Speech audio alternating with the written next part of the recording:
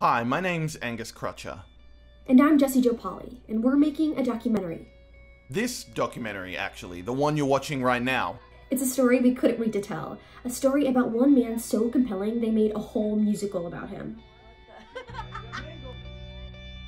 Unfortunately, it's a story we're no longer able to share, because this happened.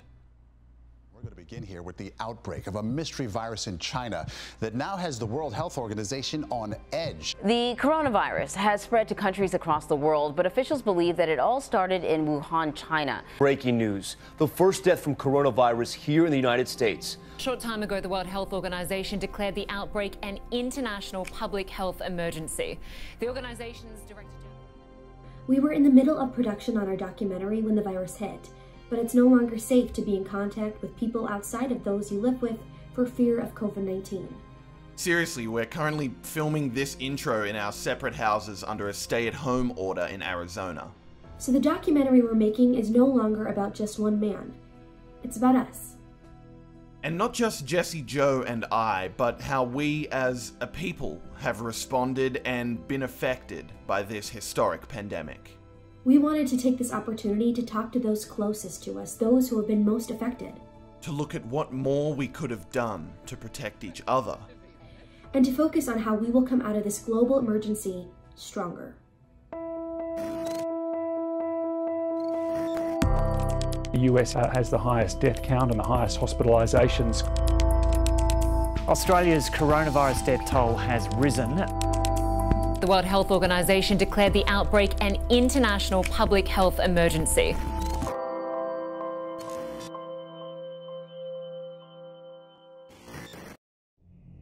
We don't need to tell you about COVID-19. No matter who you are or where you are in the world, you've undoubtedly been affected in one way or another by the microscopic virus that has forced many of us to lock our doors for fear of its spread. But to examine how we got here and how we could have done better, we need to go back to the beginning and start with the lies. One person coming in from China, and we have it under control. It's going to be just fine. Well, we pretty much shut it down, coming in from China.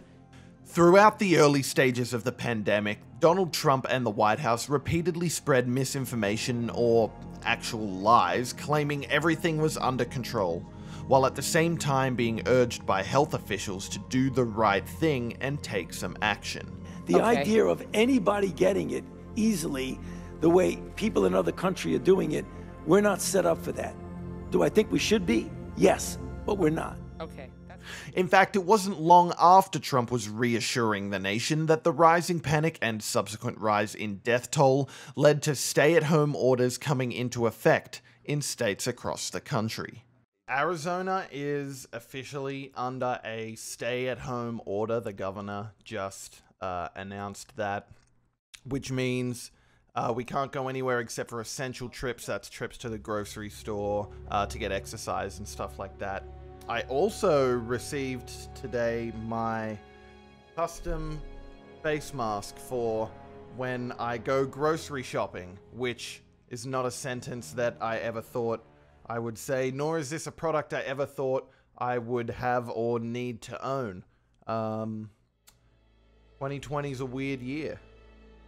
These lockdowns, though necessary, have thrown national and global economies into turmoil and pushed unemployment rates in the US towards the highest they've been since the Great Depression. Broadway is extending its shutdown to June. The Broadway League says the top priority is... I work professionally in music theater. That is how I pay my rent. That is how I pay my bills. And this spring I had some opportunities, some really great career opportunities as well as financial opportunities present themselves to me where I would be able to fly to New York City. But I'm not able to do that anymore because Broadway is shut down. New York is practically shut down, as they should be. I understand, the need for it. But, it is hard to see something that you were looking for go away. But the thing is, everything is for a reason. And we are shutting down, and we are canceling, and we are postponing things because there is a greater good to be met. And there are people who are important to me that need to be protected. Is it playing? Yeah. Oh. I don't know if it's playing. You guys have the same laugh and smile. So I thought I'd do a little update about my dad. My dad has MS, so it puts him to be highly susceptible to COVID-19. And he's not been feeling well lately. My mom just took him to the emergency room. And they just took him back. We don't know much right now. They're not allowing patients with fevers or respiratory issues to visit. So it's hard because my mom can't even go back with him. They're gonna give him the test. And we are hoping that it comes back negative, of course. But that's where we are right now. Going 62 of MS and asthma, and so I would be a person that has a respiratory problem, that I would be more prone to catch it than anybody else. I remember driving home thinking, God, man, I feel like I'm getting fever. I don't feel good at all, and my back and everything's aching and stuff like that. And I remember coming home telling my wife, Linda, said, I'm not feeling good. And I was coughing at that time. I said, I'm getting the fever and stuff like that. And my nose was sniffing. I don't know if I was really runny, but definitely I was feeling the fever. And she called our doctor, and she was concerned that with my age and my asthma and my MS, that, well, you know, you should go get him checked out for the coronavirus. He should be tested. And that time she said, also have him tested for pneumonia too. So we went there, and you know, it's all my red bandana. I probably look like a bandit, and gloves, and then they give me a surgical mask, or whatever you want to call those things. They give me a real mask, which I put upside down in the wrong ways. And the lady goes, "Get upside down," and turned out the wrong way. I said, "Oh, okay." I said, "Well, you have to excuse me. My mind's pretty clogged up right now with the fever and coughing." You know how, you know, when you go into a waiting room where doctors, there's that bed there, and you know, you usually sit on it, and the doctor, all I saw was the bed. And I said, "You guys, I need to lay down." And I said, and I kind of jumped on that bed and laid in like a few positions. And I said, and I told him that I need to go first my particulars. And I told him, I said, well, I'll let you know, I'm almost 62. I've got MS, I've got asthma. But ultimately what the ER doctor said, basically, they're not going to move me along to take the virus test. They asked me questions. Have you been in contact with anybody with the virus? I said no. Have you been out of the United States? I said no. And I think based on those two questions, I didn't qualify to get tested because there's limited testing in Arizona.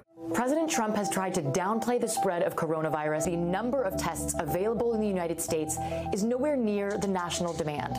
His Vice President, Mike Pence... As a mother, how does it make you feel that I'm in America right now? Terrified. Late last night, the president accusing Democrats of trying to politicize coronavirus. This is their new hoax. Some in the media and on the left are calling out people for labeling the virus the same way that many of them did just weeks ago. The protesters rallying in state capitals, calling the orders too extreme and a violation of their rights. Us people that are at a lower risk, I feel like we should have continued out our lives and continued working. Yeah, it's frightening for you to be over there. My mum says apparently in Australia they're talking about shutting down travel for like 18 months after this. For context, I'm recording this now in April. I'm going to be graduating in about a year. So if the borders stay shut, I'm not going to be able to see my family for a really long time. It's really hard, actually, being over the other side of the world when something so intense is going on and my family is all the way in Australia. Yeah, it's tough. That was kind of an emotional phone call for me.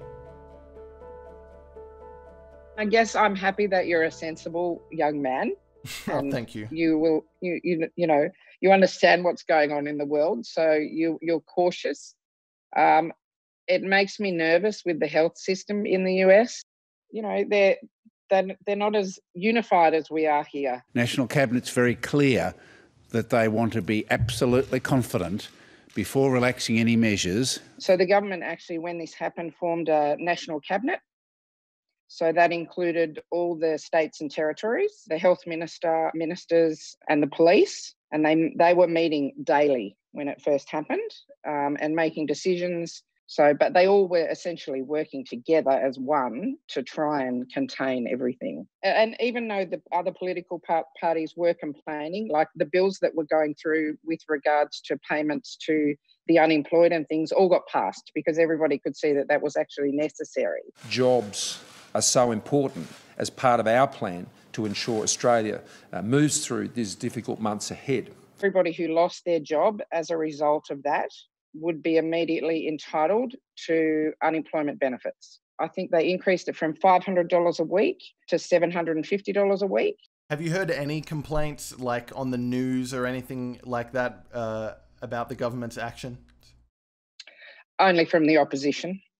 What are they saying? They're just saying that it's not enough, that they're not going far enough. How do you feel about that when you think about how the US has been responding? Obviously, we've talked about it just because I live here, so it's kind of relevant to us.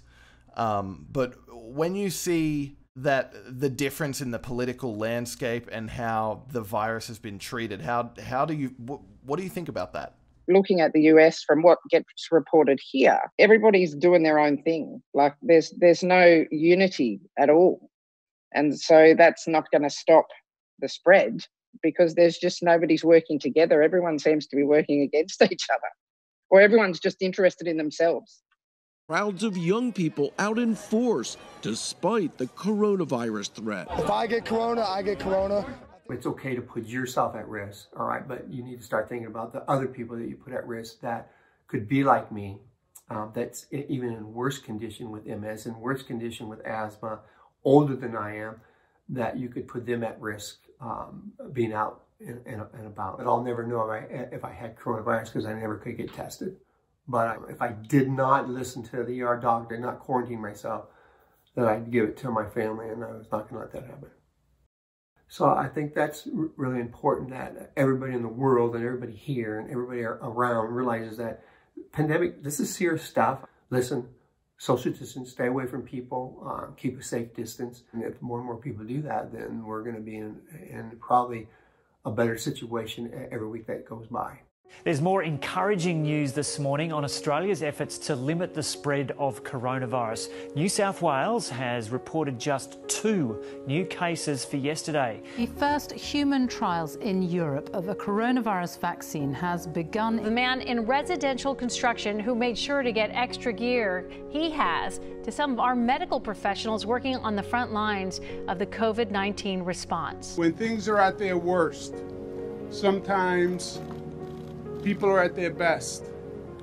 And sometimes just when you need it, people can really show you how great they can be.